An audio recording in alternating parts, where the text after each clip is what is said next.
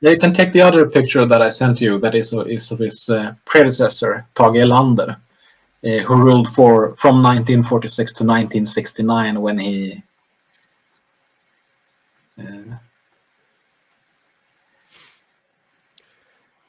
Nothing If else, that's much if we look stronger into jaw.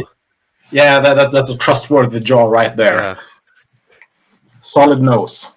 Mm-hmm. But then again, he was also consequently to bring it around. Tage Erlander is one of the most universally loved politicians we have ever had in this country, because he was that kind of let's try to do the right thing. And I know one reason he won his last election in 19.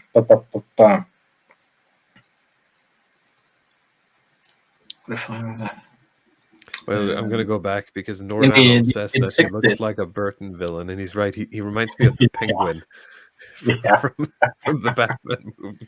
Yeah. Well, essentially he essentially won an election of. They had some reform. I don't remember what it was. It was something, and it had gone spectacularly wrong. And he went out on like the premier news show of the mid '60s, where they had like a sit down, kind of that kind of American style that they were trying out. So like a late night show kind of deal. Yeah, and he essentially sat down and took us with him, and they asked him about this thing because, well, you have to address the elephant at some point, and he just says straight up, "Yeah, that didn't go well at all. That was not what we intended. It failed spectacularly, and we have to roll it back and try to look at it again and see if we can get and then he starts to explain what the outcome was supposed to be, and then everybody goes, yeah, that sounds like kind of a good idea, but well, and he just trashes his own position, and the party just the wail of fury that came from the party ranks, you could hear it all over the nation, but people loved him for it because he essentially said, yeah, we fucked up majorly. We're gonna try to. That's rare to get out of a politician, right? So, yeah. But as you said, it's would you call it a trustworthy nose?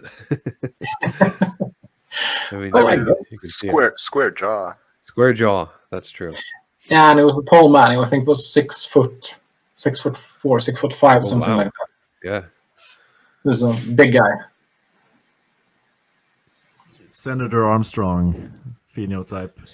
Senator Armstrong, yeah. Hang on, I have the clip. Let me play it. Nice argument, Senator. Why don't you back it up with a source? My source is that I made it the fuck up. There you go. I love that clip.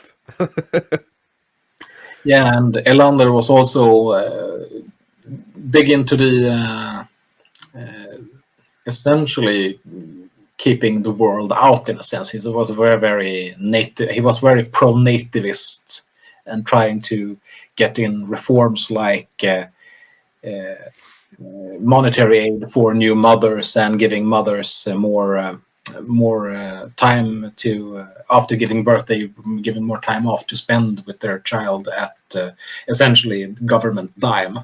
So, and this was kind of the idea was that they shouldn't be separated and forced into the workforce during the 60s. So they should spend time at home with their children as much as they can. And if the economic situation can't really hold up that equation, then the government should subsidize them being home with their kids.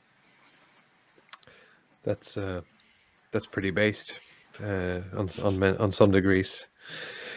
It's a strange. It's one of those things where it's like, yes, I want the same as the leftist in the room, but I want it in the based way moments, and that's like a lot of the pro-natalist. I feel like there's a lot of overlap there.